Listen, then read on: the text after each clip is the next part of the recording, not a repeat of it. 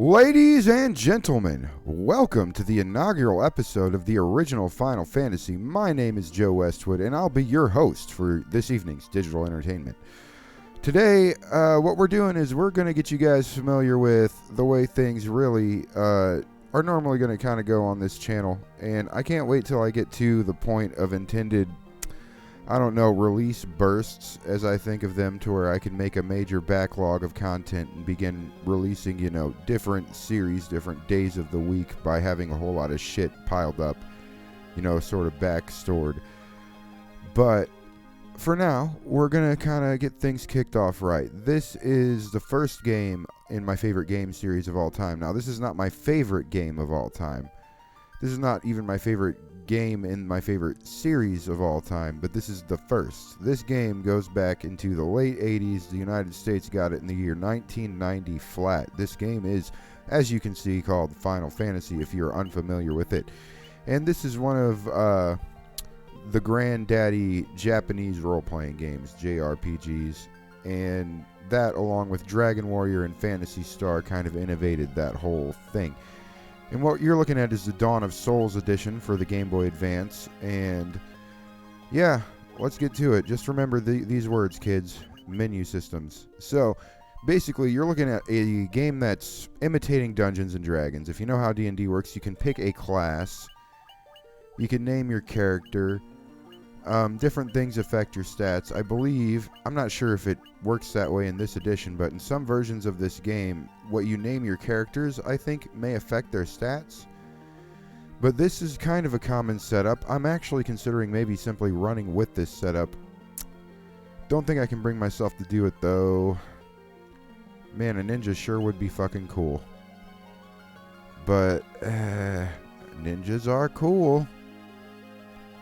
Okay, but then what do we do here? Ninjas are fucking cool. Do we need a warrior? We do need a warrior. We need a monk. Shit. Hold on, man. Okay, so look, I'm going to explain some things to you guys. These different classes, clearly they do different things. So we can see descriptions at the bottom. Warriors are your standard, like, combat tank, soak up damage, dish out pretty good fucking damage. Like, not ordinarily, they do the second most amount of damage in the game, but people tend to use them more than the monk, who long term does do the most damage in the game. But yeah, that's what the warrior does. The thief is fucking useless in this game, I'm not gonna lie. He's good for becoming a ninja who is like a thief but can use black magic and gets more attacks, more useful than a thief. But see, the thief in this game was originally meant to help you run away from combat better. No steal ability, nothing, and they wield a weapon set and have an armor, sort of capability like a red mage. Which a red mage, they can cast white and black magic, but just not as strong as the white and black mage can. They don't specialize, and they can attack and wear decent armor, just not the way that the warrior can. So they're like a jack of all trades, but a master of none, good for rounding things out in your party.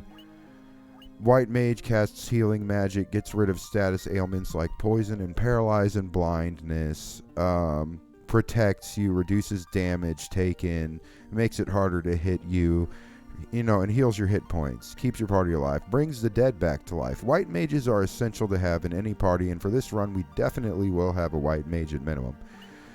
Black mages cast black magic, and basically, yeah, they deal damage with black magic through elements like fire, ice, lightning, earth spells. They can poison you, insta-kill, also raise the attack of party members in your party so they deal more damage. Black mages are a quintessential party element. I'd say red mages, thieves, and monks are more peripheral. Warriors, white mages, and black mages are more essential. So, do I want to do this party setup, though? No. I agree we need a white mage, and I would like a ninja. We don't necessarily need a black mage, but if we get a red mage, we'll put him right here. Black mage thief, that turns into a ninja. And then, something? I want a monk.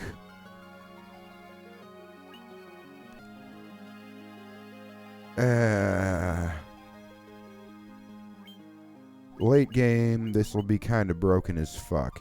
If for no other reason, honestly, a monk and a white wizard. Okay, so that's our party. Let's just dedicate now. Okay, name. I will be Westwood.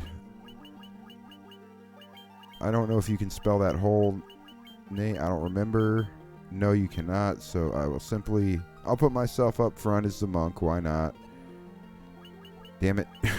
My bad, homies. Okay, so... Damn it. Done. There we go. Okay, I don't know. I'm baked, of course. Okay. And my buddy Ryan is a bad motherfucker at a lot of shit. So I will just name the red mage Ryan, white mage. I don't know. White mage looks kind of like a chick. I'm just trying to think here.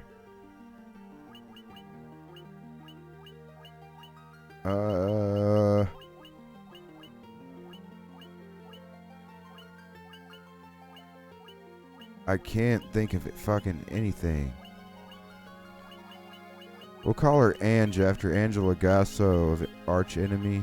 So here we go. No. So we got Ange. We got Angela. Can we just fit Angela? Yeah, okay. So there we go. We got Angela from Arch Enemy. She'll be our white mage. And then really long-term ninja. We could call him Nobuo, or Nobu after Nobuo Uematsu, who writes the music for the Final Fantasy scores. Nobu. I call him Nobuo, straight up Nobuo. Call him Nobu sometimes, why not? Okay, so we got me, Ryan, Angela Gasso, and Nobuo Uematsu. And that's our party. Yes. Alright, so here's where the game really begins. We're going to get a little bit of opening exposition. And remember, this is from something like 1987 originally, and in the United States, 89. We did not, I don't believe, get this original opening. I still have never done a proper playthrough of the NES version. I've played with it. I'd like to do that someday. There's obviously going to be a minimum of 2 playthroughs of this game on this channel, what I call the Vault version, which is the version I already have recorded, and then there's this version, but I want to play other versions. Don't be surprised. What I'm saying is don't be surprised if there are multiple ways you see this game played through on this channel, because there's a randomizer out there. You know, I want to play the PSP version of this game, and we can do different party combinations and shit like that. But yeah, you can see there's Lucan's prophecy, there's the elements have become terribly disproportionately balanced, and then there's, you know, darkness veils the world, 4 warriors of light shall come. After a long journey, 4 young travelers did at last appear in the kingdom of Cornelia, and in the hand of each was clutched a crystal. And we've got the opening exposition of the original Final Fantasy game. Although this is more advanced than you would get for its original version, because bear in mind, this is a remake. This is not the original version. Like, a lot is different. You're not seeing how it was originally played. Believe it or not, retro as this might look to you, this is pretty fucking new. Like, this version is from something, I want to say like 2004, maybe. But, yeah, it's pretty old. Okay. Like, there were no magic points. Anyway, we gotta go in this town. And as you can see, we're in Cornelia. And we can talk to the soldier right away. Let's just do that, actually. We're gonna go see the king. The king is searching for the prophesied warriors of light. Those crystals! You must see the king at once! And then we're drugged to see the king. Castle Cornelia. Welcome, travelers. I am told you carry crystals. Is this true? and we now bear our crystals towards the king. It's just as Lucan's prophecy foretold. When darkness veils the world, 4 warriors of light shall come.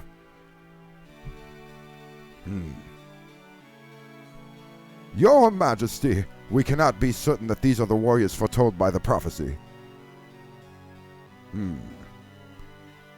Yet they stand before us with the crystals. I cannot dismiss this as mere coincidence. Crystal bearers, there is a task I would ask of you. Will you not rescue my daughter, Sarah? Garland, a knight once in His Majesty's service, has abducted Princess Sarah.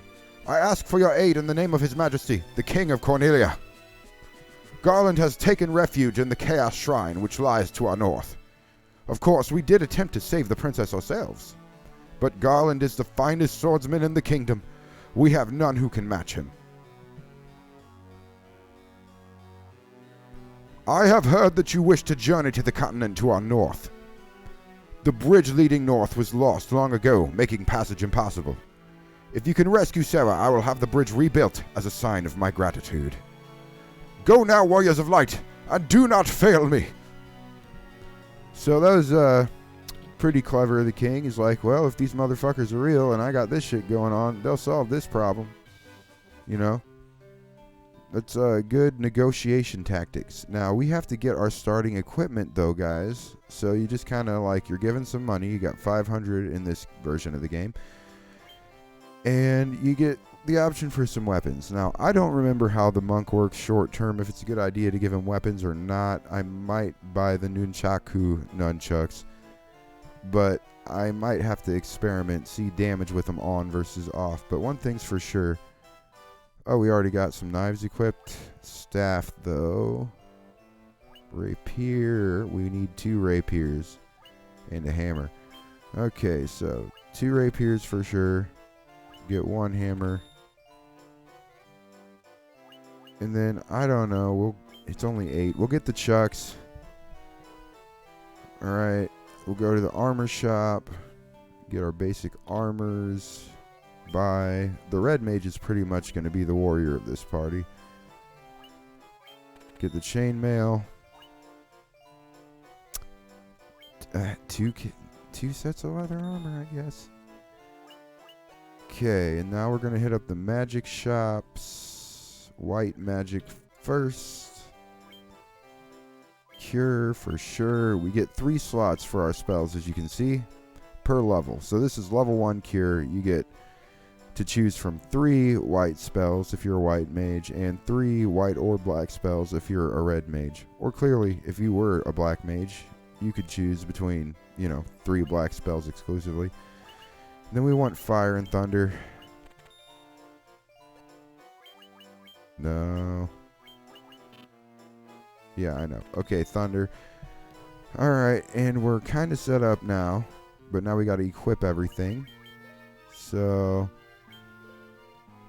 nunchaku versus... Yeah, but you see, numbers only mean so much with these guys. Hands 14. Equip. Yeah, see... So the nunchaku, we'll test it out for 1 battle, and then we'll test him unarmed for another. Long term, though, he does more damage with his hands, and I don't think armor really helps him. I think he has more defense, takes less damage without armor, I think. At minimum, that's true of the weapons, though. Okay, now let's get him equipped with a rapier for fucking sure. No shields yet. Chainmail for fucking sure. Get her equipped with a hammer.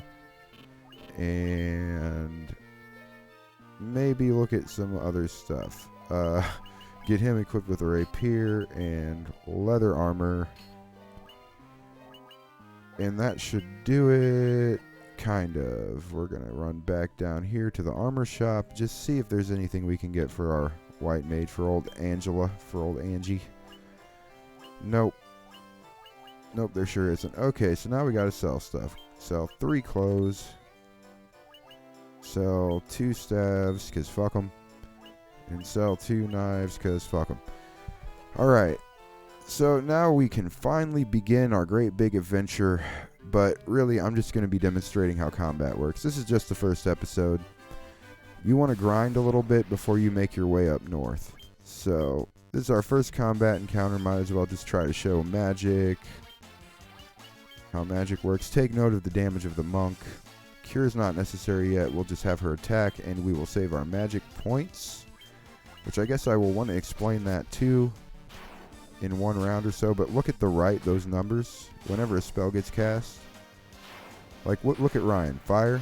Oh, suddenly he's only got 5 magic points left because it cost 5. If you go down to 0, you can't use anymore. So we'll just kind of show Ryan in action on the swing if he gets it off. We'll have her cast Cure on Westwood, and I guess we'll have Nobuo attack. Whatever happens, happens. But, yep, okay, and that's the nunchucks. They do 23 damage. Equipment, remove nunchaku, remove leather armor. Only took 1 damage before. Okay, we're kind of learning the monk.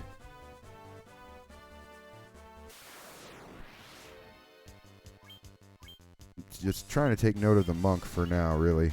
Okay, but yeah, this is how combat works. It's a series of menu systems, and you have stats, and you have like combat options, and then there's what's called initiative, who goes first and in what order, and you know, per character on the screen, everybody takes their actions. That's how combat works.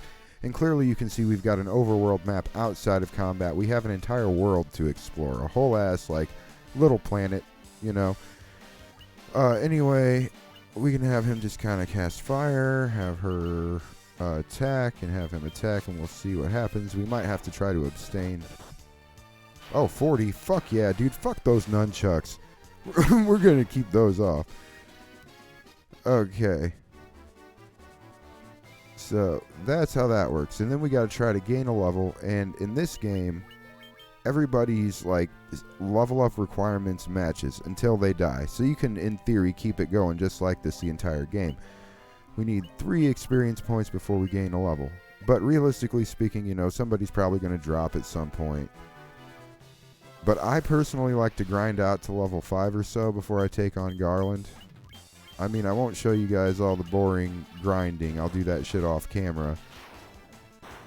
But you should see, like, level ups. See what changes when you level up, which should happen in this fight. So, earn 6 experience points, 24 gold. Okay, so I gain 28 more max hit points. As you can see, my maximum hit points currently is 33, but after this battle, they'll be up to, let's see here, 53, 61. So now my max hit points are 61. If your hit points go down to 0, you die and must be revived. And if your party wipes out, you got to go back to the last save point, which that can be a real bitch. You got to make sure you save your game often so you don't lose a bunch of progress. So yeah, I get 28 more hit points. Luck is what helps you run in battle. In the original version of this game, that was bugged, and it's, I think, bugged in this version too, maybe. Ryan gained a level. Ryan gained 2 maximum hit points and 3 magic points. 3 magic points, that's a big deal. That's not very many hit points, though. That sucks.